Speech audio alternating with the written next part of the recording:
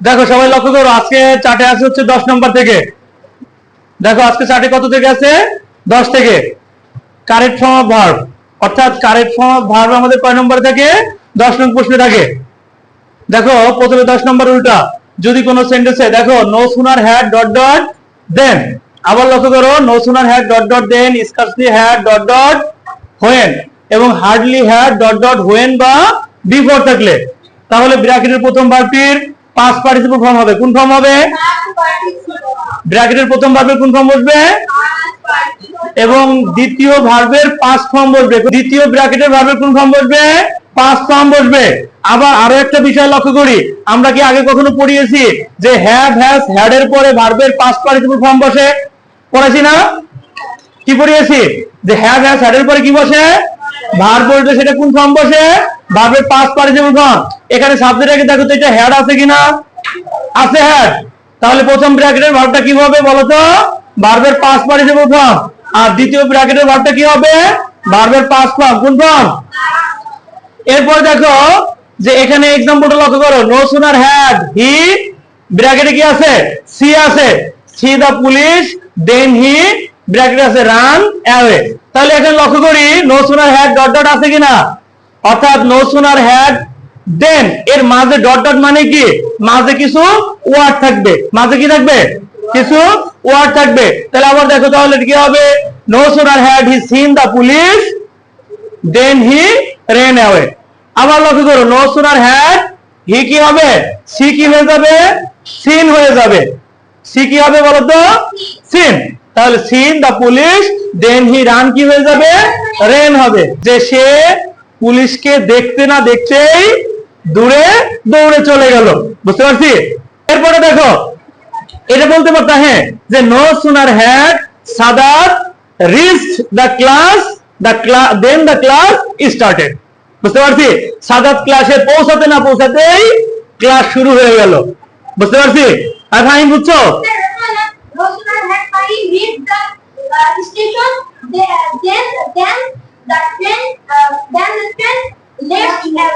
হ্যাঁ হবে।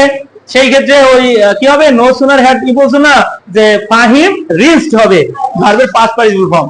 এরপরে দেখো 11 নম্বর রুল।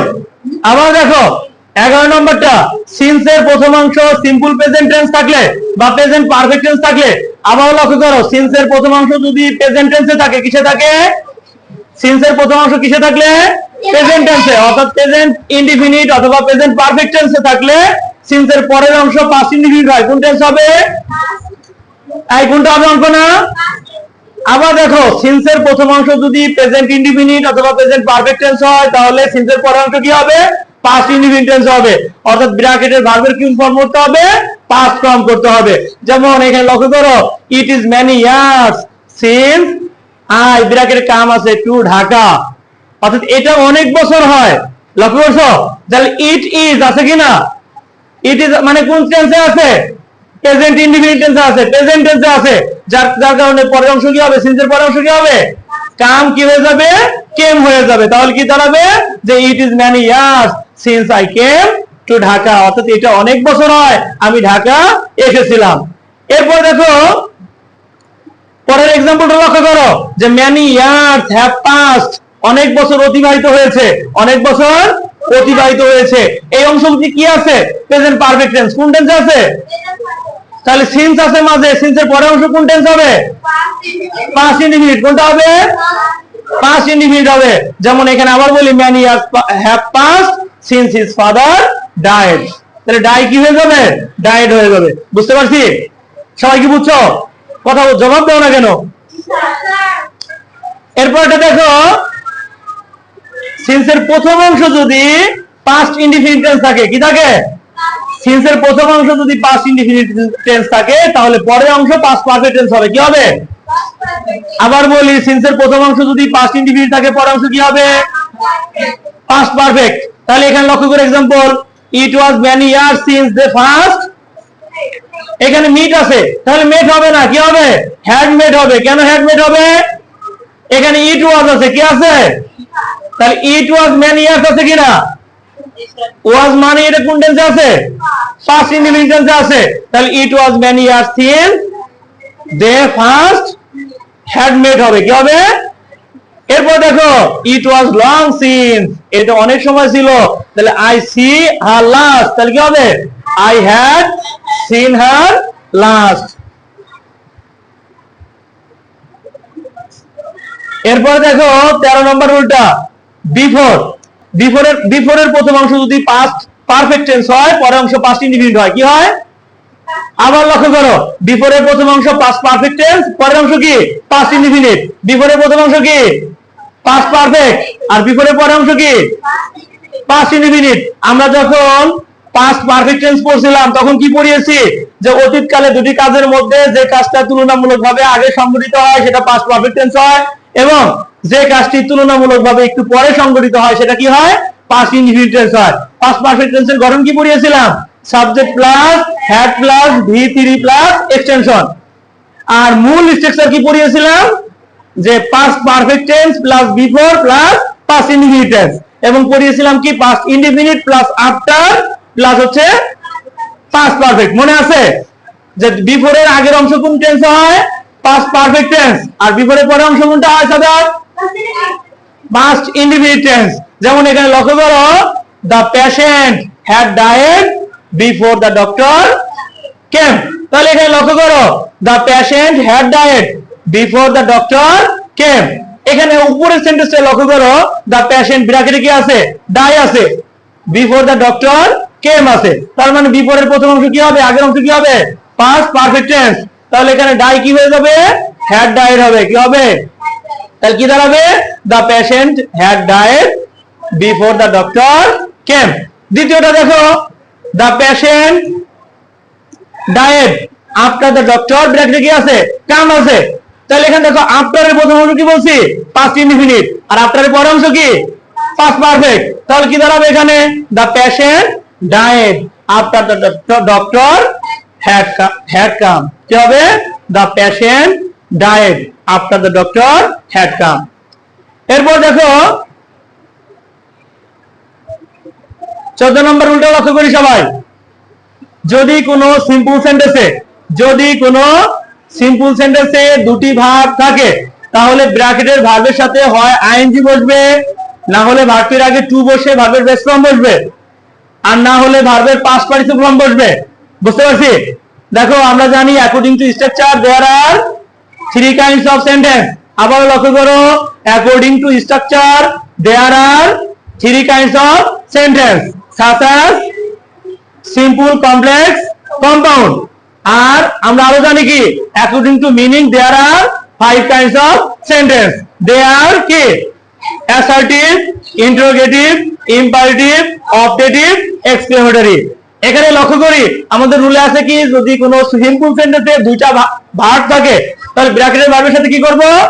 আইএনজি করব, অথবা ভার্বের আগে টু বসিয়ে ইনফিনিটিভ করব, অথবা কি ভার্বের পাস্ট পার্টিসিপল ফর্ম বসাবো।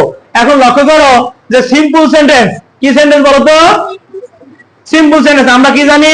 সিম্পল সেন্টেন্সে কয়টা ফাইনাইট ভার্ব থাকে? কয়টা? একটা। কয়টা? হ্যাঁ, একটা সিম্পল সেন্টেন্সে কয়টা ফাইনাইট ভার্ব থাকে? একটা সিম্পল সেন্টেন্সে একটি ফাইনাইট ভার্ব থাকে। কয়টা থাকতে পারবে?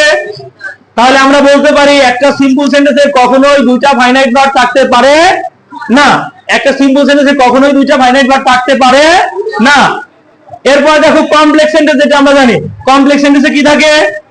একটি প্রিন্সিপাল ক্লজ থাকে, আর এক বা একাধিক সাবঅর্ডিনেট ক্লজ থাকে। কি থাকে? আবারও লক্ষ্য করো, একটা কমপ্লেক্স সেন্টেন্সে কি থাকে? একটি প্রিন্সিপাল ক্লজ, আর কি থাকে?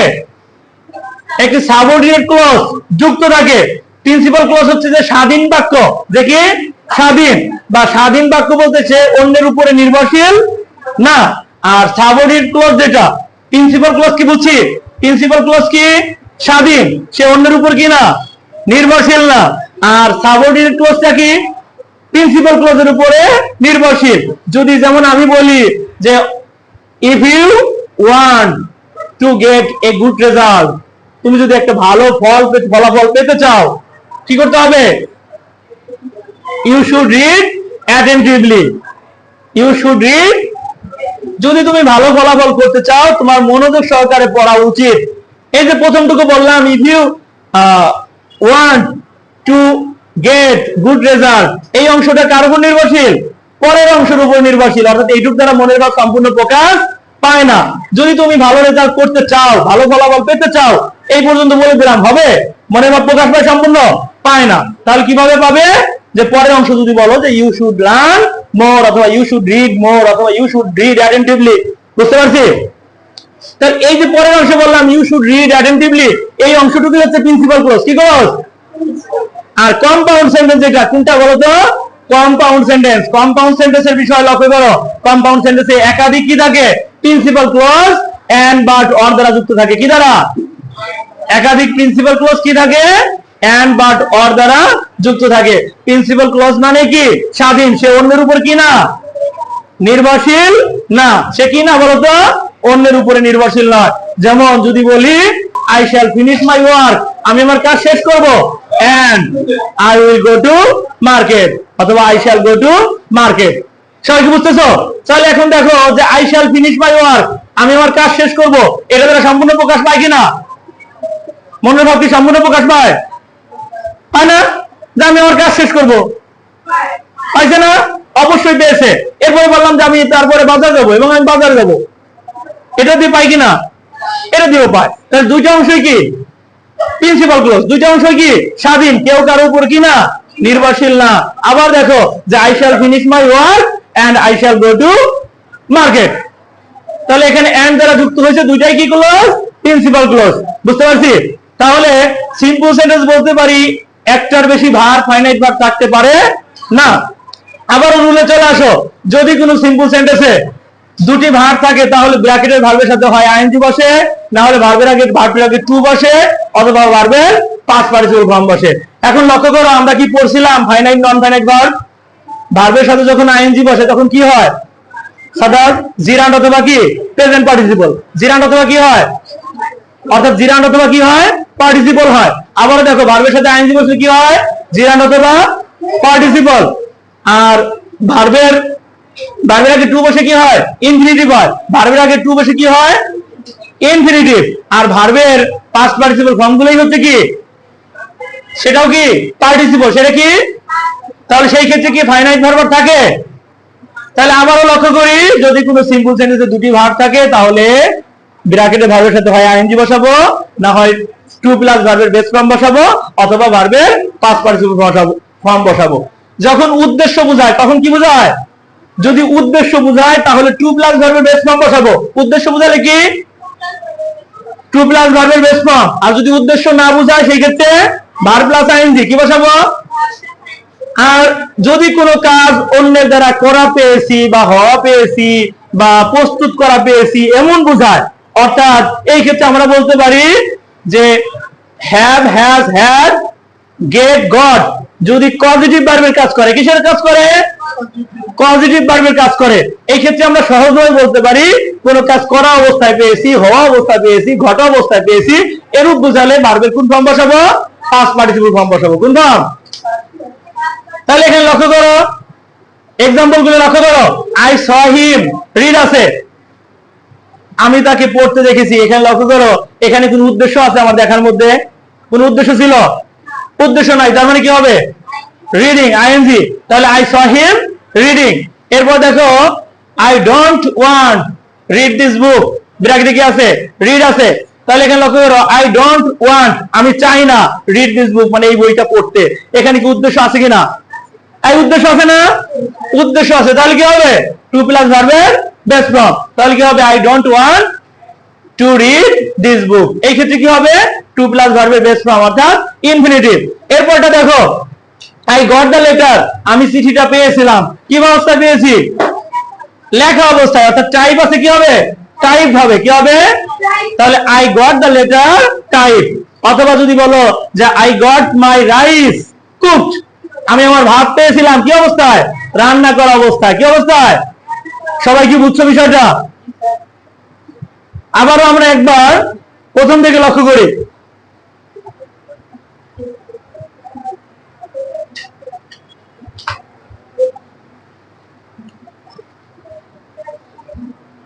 দেখো আমরা আবার একবার প্রথম থেকে লক্ষ্য করি যে দেখো no sooner had dot dot